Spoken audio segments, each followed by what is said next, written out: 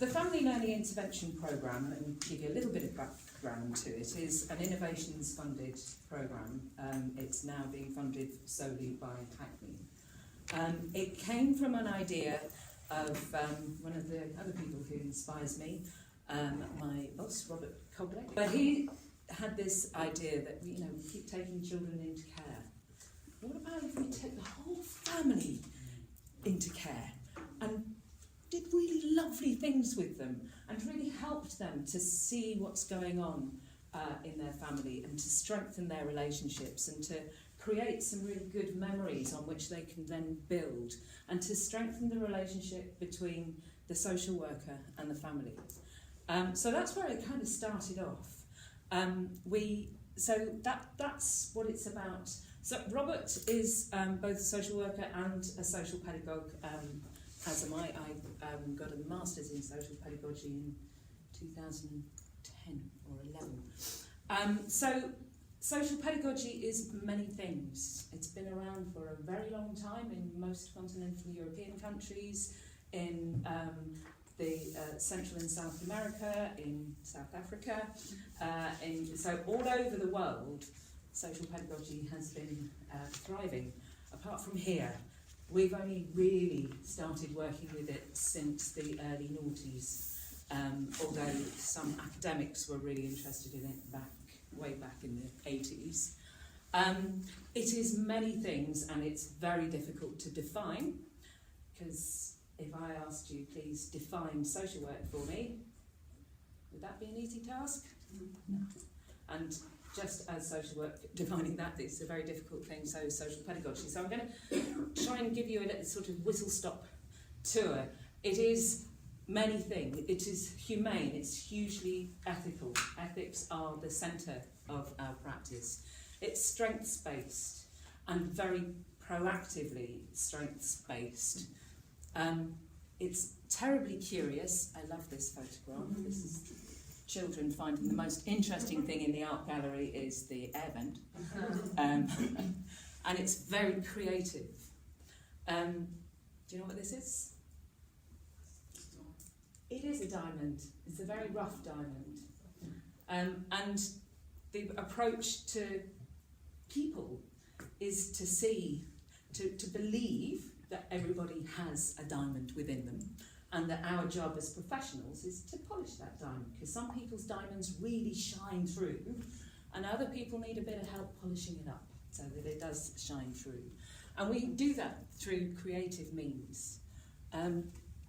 Sorry, I'll just move it on. So here, it's holistic. It is about the head, the heart and the hands. A lot of professions end up really being very head orientated. This is about really trying to make sure that we have a emotional and relational approach, so it's felt, and that the head and the hands work with, the head and the heart work with the hands. So we're looking for real congruence between what we say we're going to do and the way that we're going to do things and actually what happens in practice. So it's very strongly, thank you, ethical. It's been around, like I say, for a long time. 1844 was the time that it was first coined in Germany by somebody called Karl Marx. Maybe you were named after him, Karl. Probably not. But there's many Karls. There are many Karls in the world, but I associate you two together. Comenius was a Moravian bishop in the Age of Reason, so before the age of the Enlightenment, and he was somebody who continues to inspire social pedagogy today. He talked about not sculpting, that we shouldn't, as he says, the education of the young does not consist in stuffing their heads with a mass of words, sentences and ideas dragged together out of various authors, but in opening up their understanding to the outer world, so that a living stream may flow from their own minds just as leaves, flowers and fruit spring from the bud on a tree. That was one of the things that really brought me to social work and social pedagogy. And it was Gabriel Eichsteller who introduced me to this. The idea that We're not trying to shape people into the form that we think they should be, but actually we're trying to nurture the environment for them to grow into the best versions of themselves, the things that they want to be. We've got to look after this garden and very carefully try to avoid being manipulative and shaping people into that form. So this is some of the very important principles that Flip is based on. Paulo Freire, does anybody know of him? He was, he's what's known as the father of critical pedagogy, and he was an education reformist in Brazil. Very interesting chap. But he talks about pedagogy as dialogue. So again, it's not about me telling anybody what to do, but to getting into dialogue with people. He talks about we must abandon the educational goal of deposit making. They call that the banking form of education, where you basically lift people's heads up and stuff information in, and then they have learnt something. But it's about posing the problems of human beings in their relations to the world. So posing form of education. And I'm talking about education and social work in the same kind of breath. This is about learning, education and learning and care all together. So one of the things about Freire is that he rejects communiques, telling people what to do, and embodies communication. So social pedagogues are trained very deeply in communication. So we have to understand ourselves. There's a lot of time spent on the development of who we are in practice, and then how do we communicate? How do people communicate with us? So there's a huge amount of work on communication theory. So I want to briefly talk about the flip approach. That's kind of what underpins it. So these are the questions I'm going to be quickly looking at. The why, we'll start off with a why. Simona, could you? Thank you. And again, our purpose. So we're looking at the children who come in on the edge of care. We're looking at teenagers, essentially. So we work to help strengthen whole families and trying to help their long-term resilience. We want to address the gap between assessment and then interventive support. Often we're quite good at doing the assessment stuff, but then what do we do with the information that we got from that assessment? How do we find a way of really engaging with families and helping them, supporting them to change? To support better relationships within families and with those supporting them. So the idea is that when families come to Flip, and I'll show you some pictures in a minute, the social worker comes too. The social worker will come for the duration, as much of the duration as they can manage, because it is about strengthening all those relationships.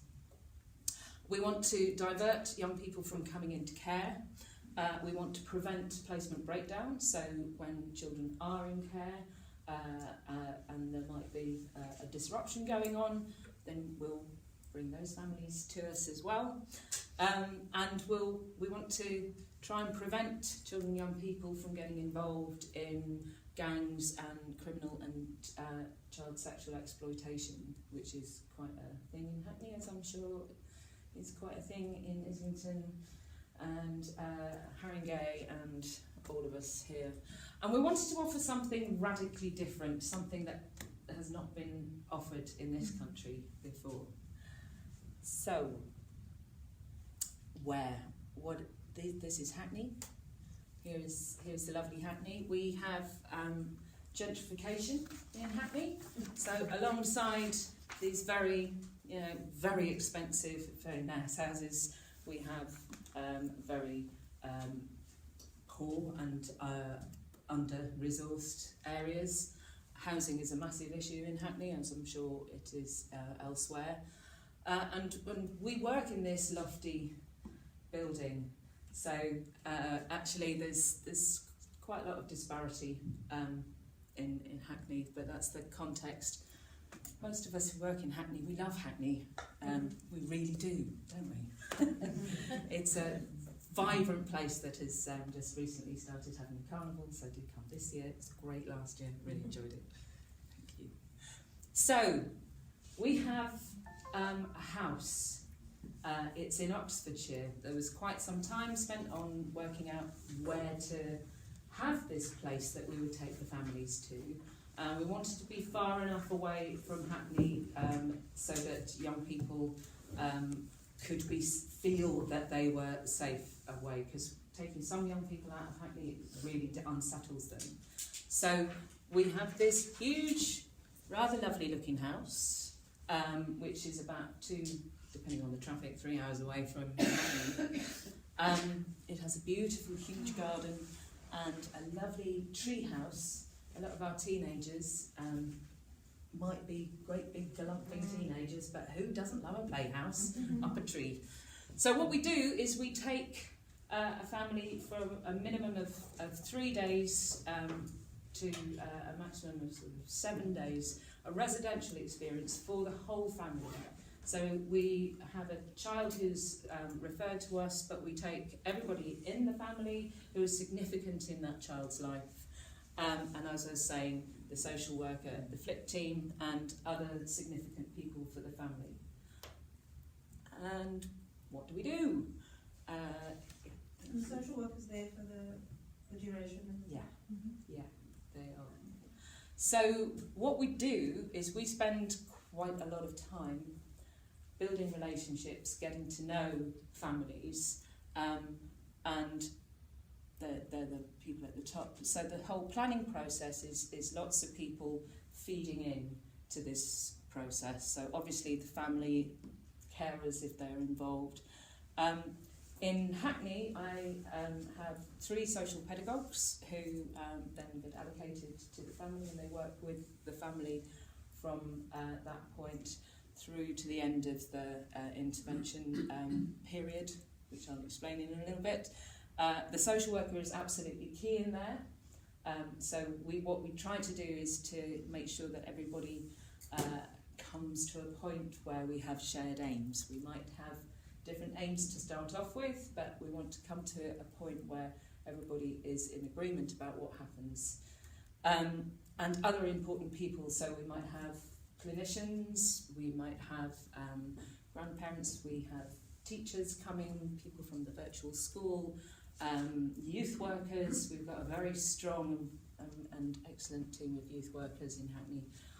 So lots of different people will come for this residential.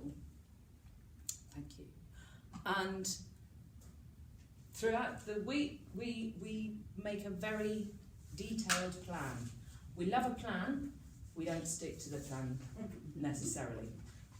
We respond to the needs of the group at the time in the moment, and in terms of relationship-based practice, that's a real important one, that we don't then become manipulative and fixing things so that it all fits in with our very detailed plan, but we do have pretty much a plan for every minute of every day. And we will do all sorts of different things. If we could move on, yeah. We do interventions at Silvertree, so we have a toolbox that everybody in Hackney has access to, and we do all sorts of different activities. We have something called a salt jar. We might do a river of life. We have nice times to sit down and play with balloons. We have a variety, huge variety of different types of interventions. Sometimes it might be on what makes a good childhood. Sometimes we ask questions that you wouldn't normally ask necessarily. In this country, in other countries, Denmark, they ask that question all the time. We don't tend to ask that question. It's very interesting what comes out. We're not looking for families to just tell us about all the good things that a good childhood needs. Actually, to help children to grow and develop, they need to experience difficult stuff as well. So we have those kind of conversations to try and help people to have a better approach to the child's the rearing of the children. God, I'm sorry, I've got my teeth in this morning. So we do all sorts of different activities, but they are absolutely worked with the family. Can I just ask, Robin, do you do sports and ball games and absolutely? We have this. Yeah, we have this huge garden. So yeah, we are outdoors doing things a lot. We also, if you wouldn't mind moving on, we have woods. So I mean, the idea is that you can put your life on hold, your Hackney life on hold, and come to this gorgeous place where you can do some real interactive stuff, some physical stuff. We're going to be doing some digging, gardening. I believe in the power of digging. And we'll take them out to do, we'll have a paid activity, so you might go go-karting or go to a music studio and put down a tune, or make some pottery. The farm is incredibly popular. Or sometimes we go to Oxford. Sometimes young people want to have a little bit of inspiration about university, so we've got some relationships with some academics in Oxford and those kind of things. So yeah, I think I was just going to ask you, what kind of how do you identify families that would be suitable, or I'm maybe preempting you, I don't know, but what's the criteria? How do you make a decision on who this would be? I understand what you're doing, which is great. It's giving families a chance to be a family together, and to have lots of different varied experiences outside their normal. But just who are the families? Yeah. Okay, so we have an age criteria which we've just lowered because of a greater need than. So we were looking at 13 upwards, but now we're down to 10 upwards. And there has to be a risk that the child is going to come into care, or that the child's placement is going to break down, or that we want to support a positive transition. So sometimes a step down from residential care to fostering or to special guardianship placement, something like that. So we have a number of different criteria. When there's a change in social worker, that's a very clear predictor of placement disruption.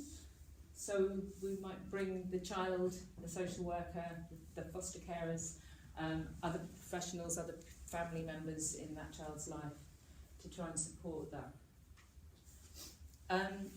So our approach, non-manualised, interventive support, that's a real catchy little number there, but we don't have a manual.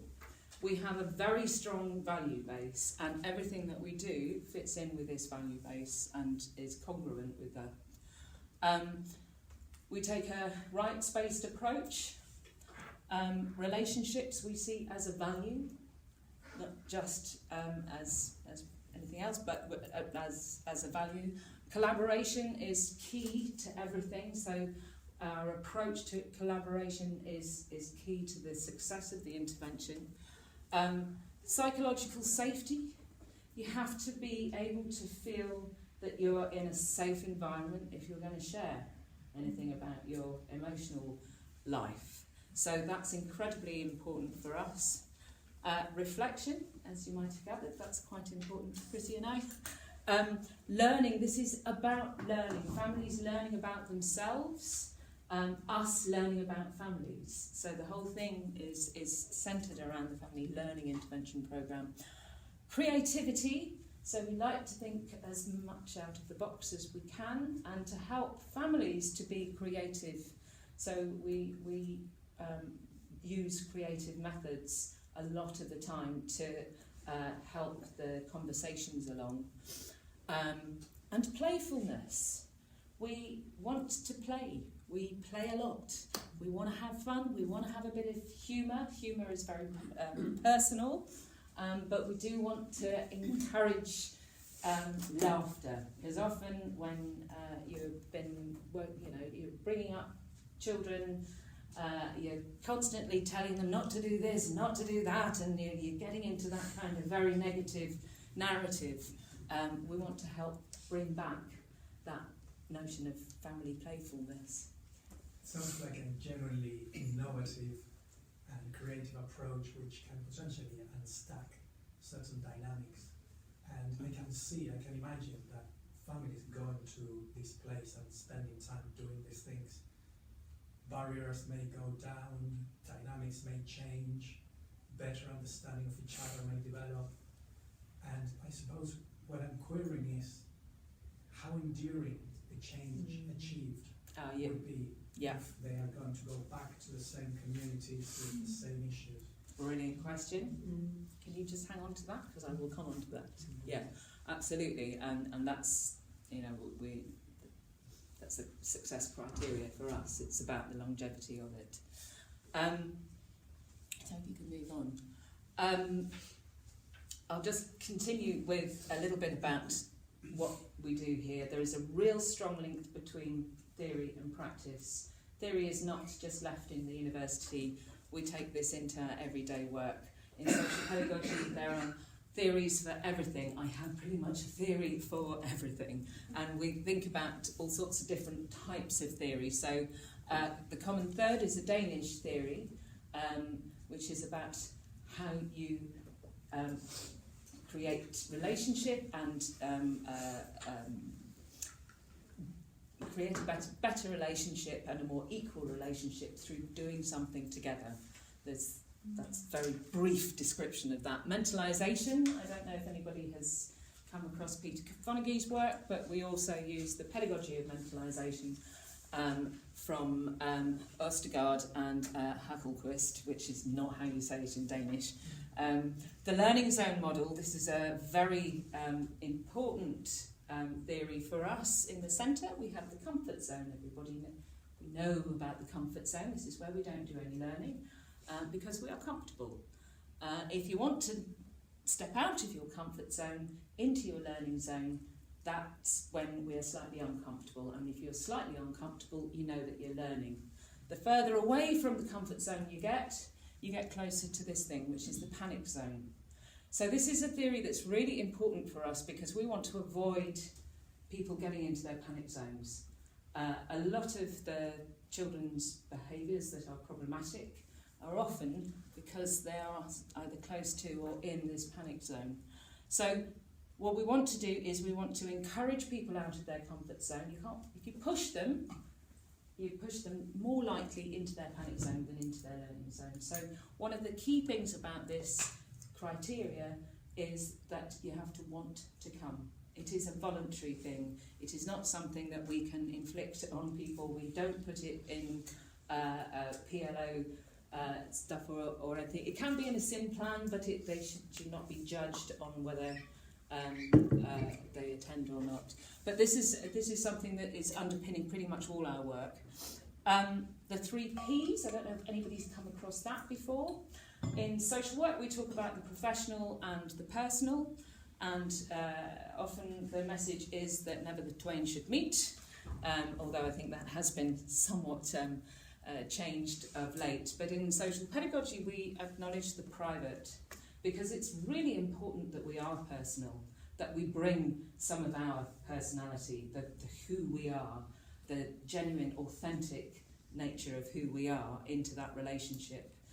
When we have the 3rd P of the private, which is where I'm getting my needs met, where the motivation to share something from my private is not going to be about somebody else, it's going to be about me. Acknowledging the 3 Ps helps us to maintain this professional, personal relationship with families. And another one, and like I say, there are many, another theory that we use a lot is non-violent communication, which is Marshall Rosenberg's stuff. I really suggest you look him up. So they all come for this week, and then there's post-intervention support. So the social worker is the lead practitioner throughout the duration of all of this, and it is their job to, at the end of the week, we come up with this moving forward plan. It might be just the beginning of a moving forward plan, and then we'll come and give people a bit of a space away to think about how they want to put their learning into action. But so they will then initiate an intensive period of post-intervention support, and that is one of the predictors of the success of Flip, is how committed the social worker is to supporting these needs. We have debriefs, and then we have reviews, 1, 3 and 6 months, and increasingly we're having more families come back for follow-up interventions. There's a lot of reticence to begin with, and sometimes we say, okay, we'll just come for 3 days, and then they, after day 3, they go, oh, I want to come back for more, because now we understand it. We know that it's not too, I'm sorry, I'm probably going on a little bit more. Okay, so who comes? This is some of my team. This is Nazanin, who's the house manager. So Nazanin and Carlos and another youth worker are at the house in Oxford, and myself and 3 social pedagogues, and Jesus, 2 of them, are based in Hackney. So these are what I was saying about who comes.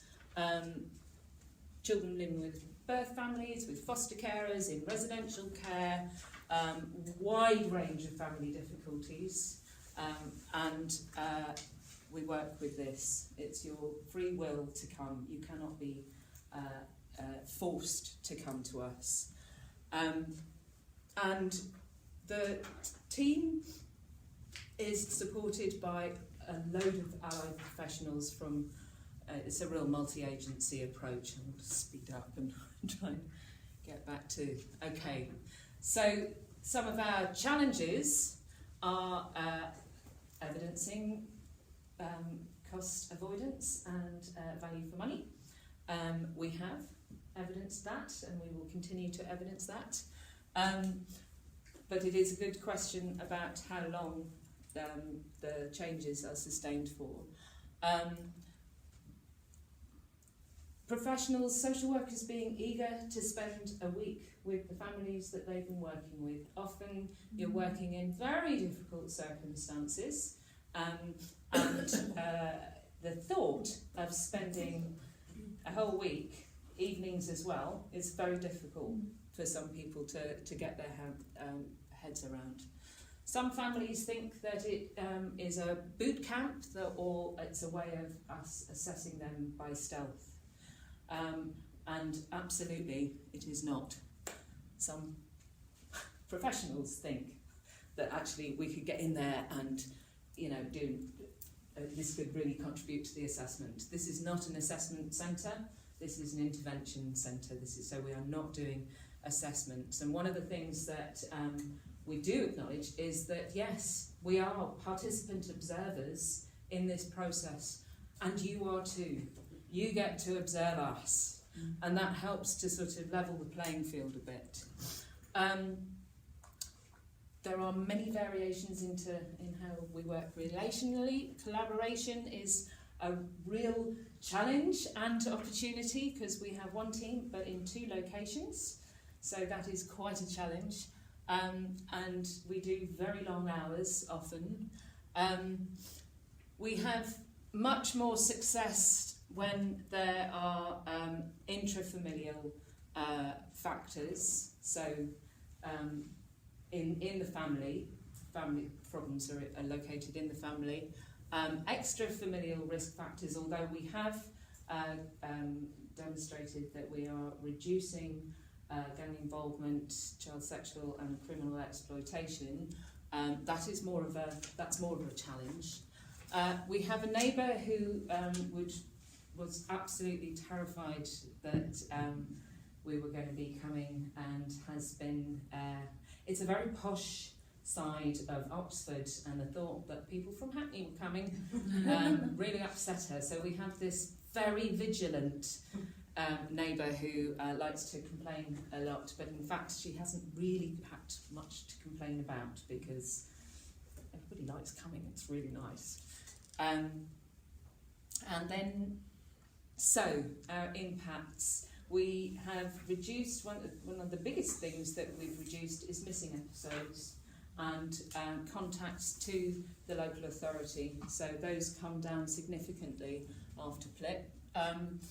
We have planted and nurtured, many seeds have changed. We're on to nearly our 80th family at the moment. We've helped to strengthen families, prevented breakdowns, we've supported young people back into care, we've kept most people together, which is actually really a major thing. I think that's the thing, we want to help families come off CP plans, SIN plans and that kind of thing, and that is... Thank you so much, Robin, that's fantastic. Thank you. Islington's practice model is called Motivational Practice. It's been evolving since 2012. So some people that have been in Islington a long while will be familiar with the origins. And so compare and contrast with Robin's, it's a whole system transformation. So using innovations money from the government, they started off in SIN, rolling out motivational interviewing, and then so that's going back to this place, and now we've added trauma-informed practice and rolled it out across CLA, and we're looking at other parts of the service, early help. So it will be the whole of the system working with children and families that will be participating in the model. So going back right to the beginning, University of Bedfordshire came in and they went out and observed families, observed social workers with families, and some of their conclusions were that social work is a very closed business. So if you're a psychologist or a therapist, you do loads of sessions in training practice skills, and you're videoed and tape recorded and everything, and have your practice analysed by everybody. It's very open, whereas social work isn't.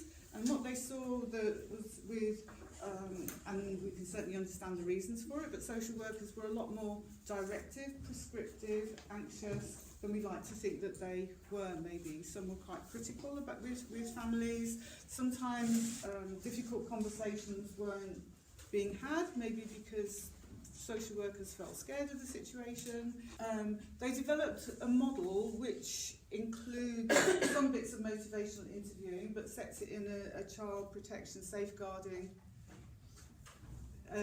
setting. So the child focus is the focus of everything that we do. What's the impact on the child? How safe is the child? How do we think about the well-being and the development and our greatest aspirations for children?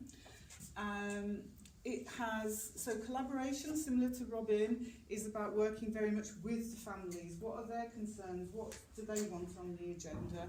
What do they see as the problems, as well as what we see? So it's not handing it all over to them and just what they think that they want to do. It's a collaborative joint venture which is raising the social workers' concerns, what they think needs to happen to keep children safe, as well as but really trying to understand the family's point of view, being curious, not going in just telling people what they need to do, but really trying to find out and understand what's the problem in the first place. So purposefulness is the child protection question. It's really having a focus, why we're there, and having that as a collaborative venture, but being really clear what's been identified as the issues, being really empathic for what might be contributing to families' difficulties, where they're coming from, being clear again about clarity, what's having the difficult conversations, and particularly how as trainers or professionals as an organisation we can support social workers to have those difficult conversations, using things like group supervision, reflective space, shared ideas, respecting the autonomy of people, which can be a difficult one to conceptualise in social work because it's a statutory intervention. We sometimes have to go in to protect children, but it goes along with the idea that we can't change anybody. You can say a couple where there's domestic violence that they have to separate, but we can't make them. We can't control whether they're still seeing each other outside or whatever it is. There might be consequences if they still do. And it goes along with the trauma-informed practice, which I'll come back to later, is that if you've been abused and had all your sense of consent or power taken away from you, it's really important in a healing relationship to have some sense of a will, even to a small child, like do you want milk or juice or something, that people start to feel that they have a choice in the process. So there might be consequences, but we're trying to get that sense of people having a choice. None of us like being told what to do. Well, I don't know about you. I don't really react very well, even though I might have to. Sometimes it's fine. So evocation is trying to get that part of the person, the families, that wants to do things differently. For the kids in gangs, it could be the same thing. What part of them might want it to be different? All the reasons why they go along with kids, other kids, which you can understand, but yeah, maybe there's some chink of somebody that wants something different. Okay? So that's it. So we try and behave in a way that will reduce resistance and encourage someone to talk about reasons why change could be a good thing. Often people go into families, and families, their first reaction is to be defensive. If somebody was coming with any threat of taking my kids away, then I would be like a lioness. It's just, I would react badly. So there's a lot that person can do to help me really listen to them saying that they want to help me, or try and understand, rather than I'm just bad, I'm wrong. Yet another person, I've had it all my life, telling me that I'm not doing it right, and that I've just shut down the barriers and I'm going to do anything to get through this, get you off my case, rather than somebody actually engaging me and trying to understand, and me starting to trust that they really do want to help me. Okay. So that's what we call the EMI Spirit. So it's a whole approach, I guess, to work, which goes along with relationship-based practice of partnership, of compassion, working with people to want to change for themselves and for their children, and accepting who they are at that time, that they've got good reasons, whatever that might be, whatever they might do. Everybody's got a story, which is not the same as minimising or accepting that behaviour is okay for children, and it's trying to hold those two things together, which is quite skillful.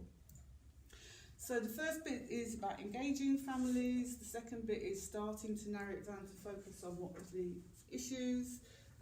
This phase can take, if it's like looked after children, you're like a teenager, there's lots of time because they're with you from 16 to 25. There's a long time to really build relationships. So I was talking with a social worker the other day, and he was talking about his young man that he'd been working with for 2 years, and the first time he made him a cup of tea, and it was like, that was a major breakthrough. That was a real start of building trust, and him saying, okay, I'll have you in my life.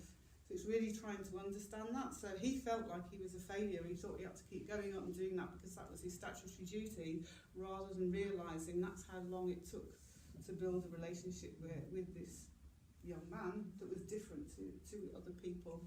And then starting to focus on some of the issues, trying to think about that the change that they might want to do, and plan. Obviously, it's going to be different if it's high-risk children in need moving towards CP.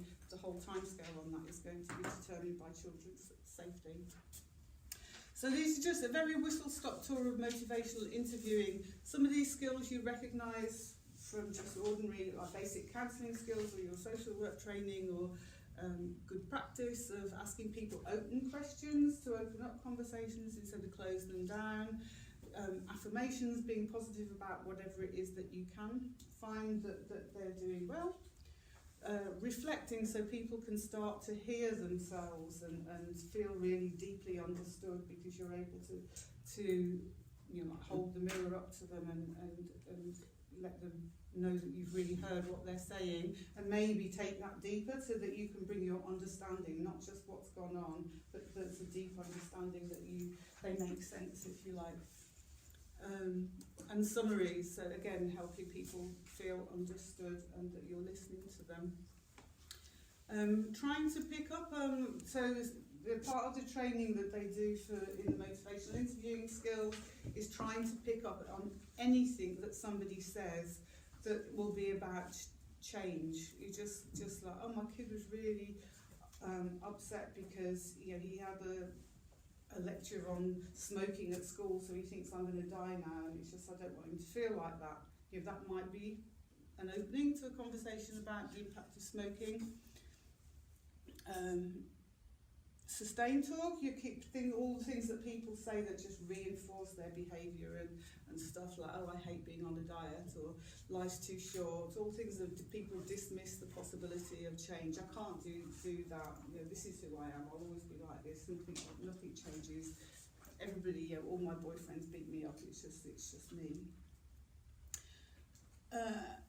So to start with, it might just be a small chink of something that you listen out for and try and build that up. Try and be curious about that. Try and explore it. Okay. Next one. Anyway, so that was what was rolled out across SIM. Cheryl, what part of the service are you in? You're in fostering. So so you were around but not part of SIM. Yeah. So. We're involved with that. Okay, yeah.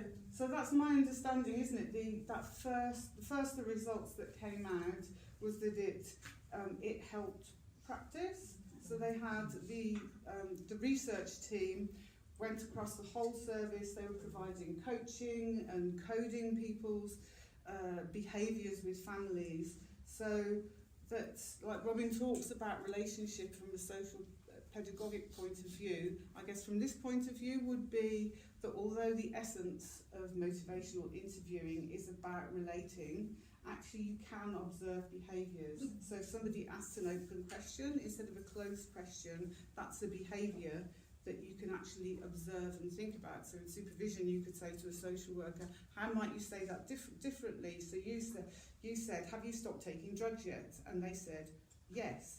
And the question, there's no opening there. Is it just like, if you asked, how difficult is it, are you finding it to stop taking the drugs, then that opens things up. So those are the sort of behaviours that the researchers put together a whole coding framework at the start to think about what behaviours were helping people change and supporting families. And then for CLA, they added they had some external evaluation for SIN, and what was missing was a deeper understanding of why people behave the way they do. How come when somebody's so much at risk of losing their child, are they not able to make those changes? So I remember working with a youngish mum. She was in her 30s, for instance, 2 lovely daughters. She adored them. She had been absolutely traumatised. She used to be working in some high-flying job. She had, houses, ordinary life for many people, and she got together with a guy who ended up being extremely violent on heroin, got her on heroin. She managed to get off heroin, but was still drinking alcohol, and went round in these cycles of just drinking with the stress of the child protection proceedings, but just could not stop. So the one thing she needed to do was to take up all the offers of detox and everything, and she just couldn't do it. So something in her trauma that really needed to be understood, because just the idea that you'll never have your children living with you just wasn't enough. Even that was the one thing that she wanted most in the world. So I'm going to go and say some more about trauma-informed practice. If you go to the next slide. So when I came into this job as a project manager, there was a lot about logic models. So if you do these things differently, if we introduce training, if we bring in coaching and coding, then the outputs are going to be different. That's a good project management logic model. But for me, I needed more than that. What is it about relationship-based practice that Eileen Monroe and other people are saying is so important that will make the difference? It's like we all believe it will, but what is it? So my way of looking at it, I guess, is that relationships are the absolute building block of who we are as human beings. So if you go right back to our early years, those early relationships between children and their parents, the internal working model that builds, this is a sense of who I am, and particularly this is how I learn to regulate my feelings. That's the outcome. So whether that's a good outcome with a positive identity of who I am and a really good model of relating that you take out into all relationships in the world, whether that's work, friends, partners, or whether those are really difficult relationships where every relationship feels like it's a potential threat. I'm going to be harmed, I have to protect myself, I don't trust people.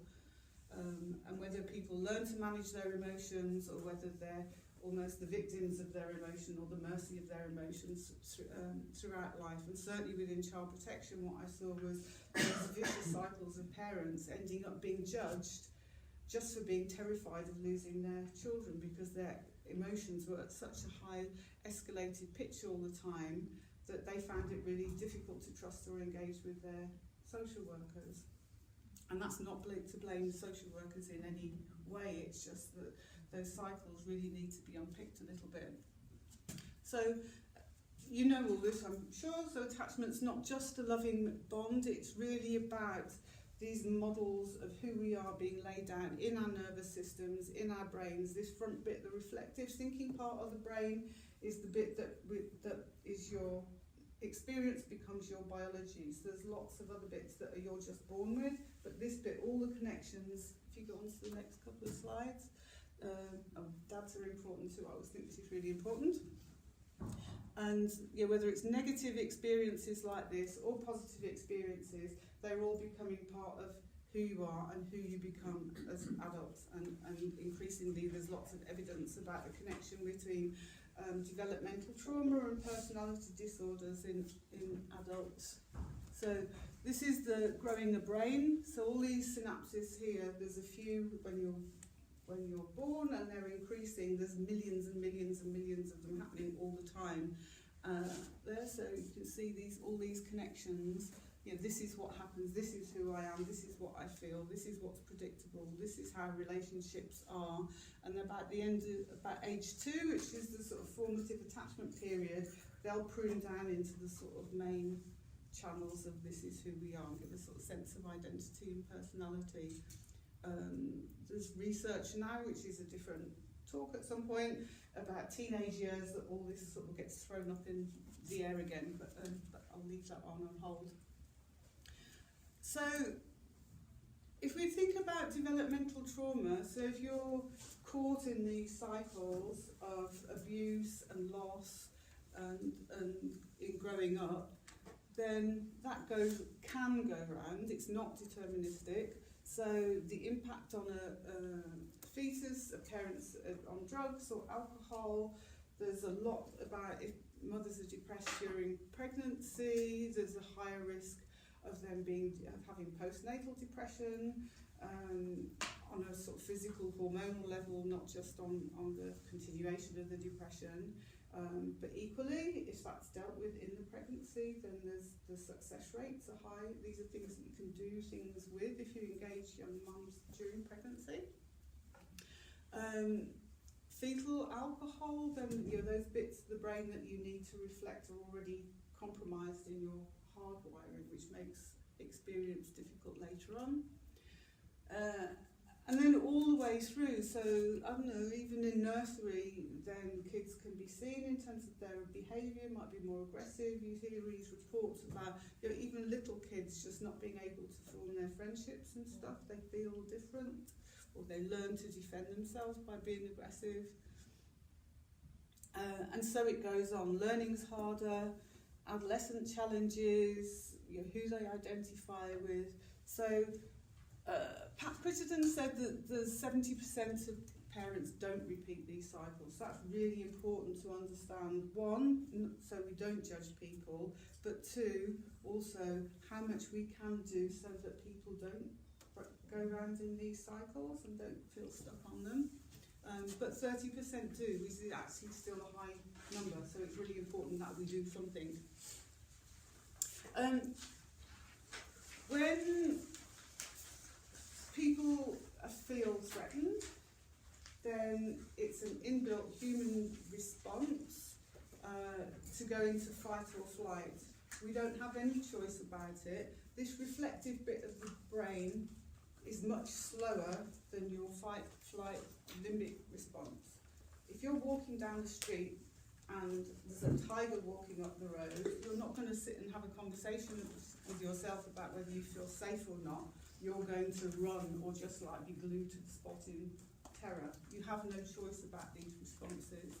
They just happen. So that might be going on. So you knock on the door of the family, right, because there's been a referral for their child. They might be in this mode, right? You are the danger. You're there. I don't know, all the things that you said at the beginning about why you wanted to be social workers. You want to help people. You want to make a difference. You're curious. You understand these dynamics. We've all got a story to tell about the personal things that bring us into the business, but at that moment, that's not what people see. They're in this mode. So our job is to see how can you help them start to think again. So trauma-informed practice as a practice model in organisation is really trying to think together. Group supervision is hopefully really helpful. It is. Helpful with this to try to just sort of stop and thinking, what's going on there. I worked with a project before I came to Islington, so it's health visitors and social workers working together with young parents. And for 18 months, this lovely, but very sort of concrete, black and white, salt of the earth health visitor who just sort of thought, if she just does what I say, she'll be all right. That's just sort of taking under your wing, just being maternal and that. But she didn't think that way of just trying to understand why people did daft things and couldn't do sensible things. So she kept, for 18 months, she was saying, what did she do that for? What did she do that for? And then one day, after 18 months, she started to say, I wonder what she did that for. Which was it's the same words, but it was that opening into actually engaging with the young mum about what did she do that for, and trying to understand and help her unpick it. So this is the sort of the amygdala response, the alarm bell. When somebody's in trauma, if you grow up with trauma, it takes nothing to trigger you. You're being triggered every second of the day. Somebody looks at you across the street, somebody looks at your boyfriend, a social worker comes on the door. People are triggered like all the time, and at that moment, people are into survival. So it's our job to help them, stop them, think if that's possible, and to try and make sense of why they might react in that way, and whether that's actually what's really going on here. Primarily in the first instance, that engagement bit is to try and understand that you're trying to help in the first instance as much as be there for the child. Okay, thanks for your time, but The first video is the first video coming up. okay, so the ACE study is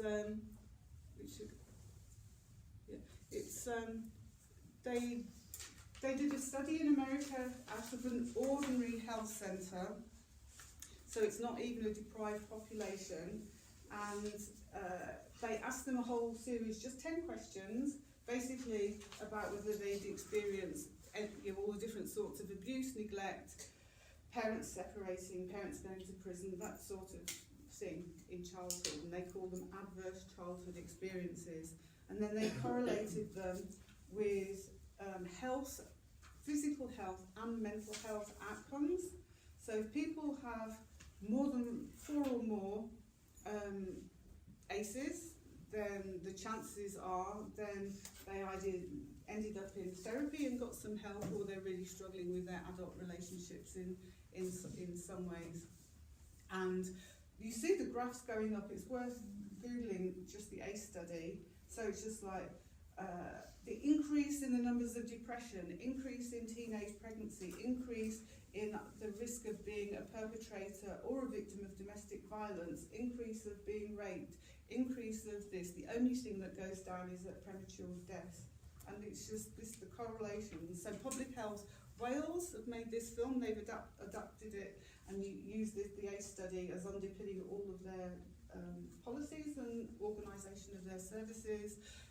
West Midlands Police are all laced up. Islington Police are looking at trauma-informed practice. So there's a greater understanding that it's a real public health issue now, that to address developmental trauma in kids, that the cost to the individuals involved and the other people that they impact on then in life, and the cost to the public purse is enormous. In case there's a quick film, it'll go.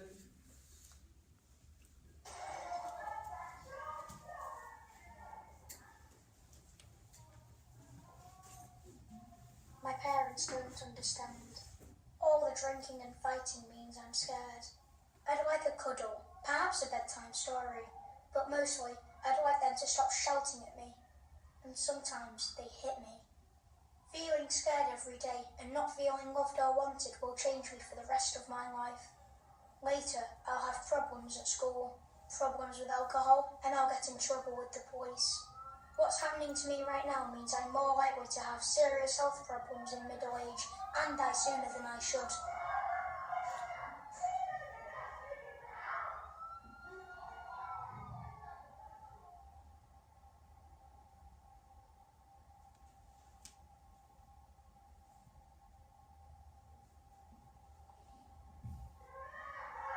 Doctors say my life is full of adverse childhood experiences, or ACEs. But in my world, this means I see my dad hitting my mum. Dad's got a drinking problem, and mum's always crying, even with the tablets. I am always being shouted at and hit. After the booze and fags, there's not a lot of money for toys or clothes, or even food. I'm getting used to being scared all the time. Now I'm just angry. Doctors say things are changing inside me. My brain isn't learning how to control my feelings properly. My body can't relax like those kids who don't have ACEs, so my body won't be able to repair itself properly when I get older, making it more likely I'll get cancer or heart disease as an adult. It hurts when my parents hit me, but the real damage is hidden, and that damage will be with me for life.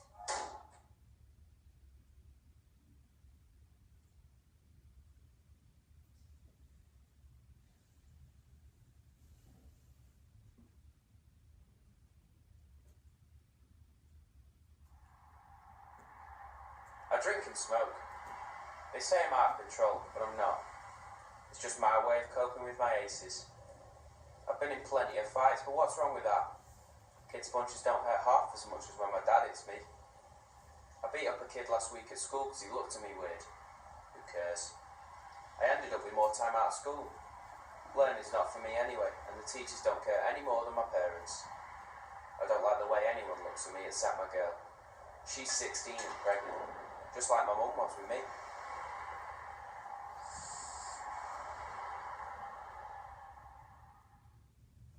So this is where I've ended up. I've got diabetes and cancer's probably on the way. I know these kill you, but I could do without them. I've never had a proper job and I've spent time inside. I hate my kids. I hate their mum too, until she left, so my kids have grown up with ACEs. And now my daughter had her first kid. She's 16. The course of my life was set in the wrong direction a long time ago. I know where I'm heading, and sadly I know where my kids are heading too.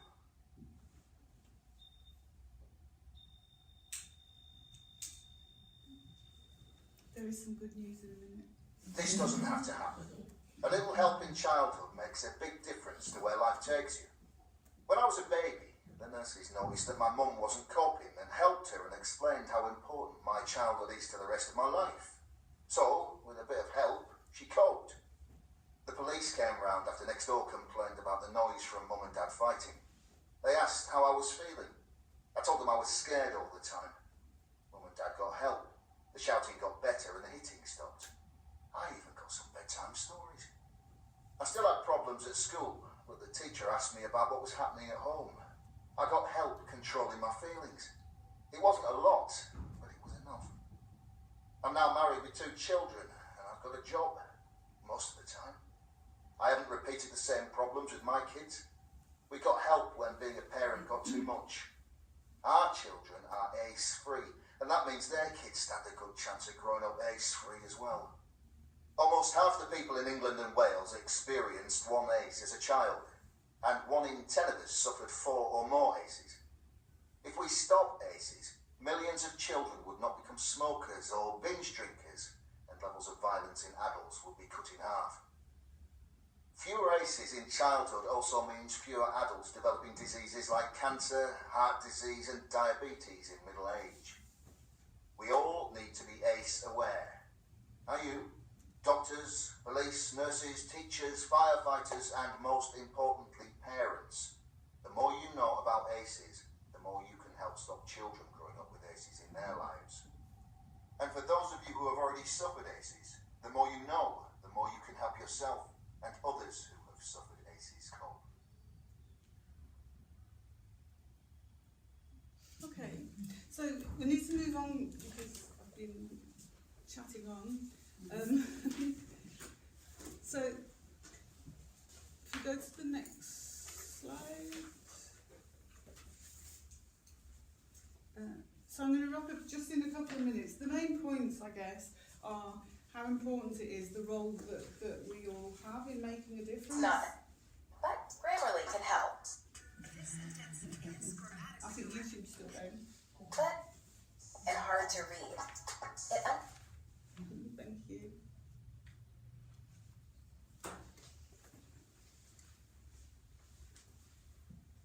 Okay, so in terms of the practice model, we've got motivational interviewing, which gives a practice framework to really think about behaviours and some practice skills about engaging families in different ways.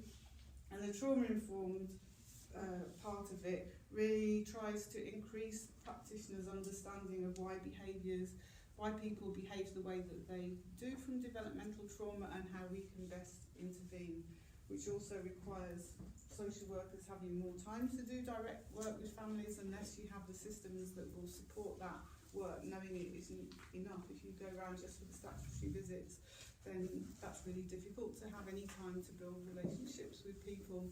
So this is the evidence based on trauma-informed practice about taking time to build trust. That's the first part of the job, which sometimes can be a challenge, especially if it's high-risk stuff going on for children. Next one. Forget that one because it goes into the detail. That's the model about building, relationship building, but also the safeguarding task about maintaining purposefulness and clarity of issues, respectful authority. I think the rest are examples of the skill base of collaboration and empathy. There's a film there, but you could look at. Has anybody seen Inside Out, the film? That's the best training on empathy that I think that I know. So you can watch that as a leisure. Okay.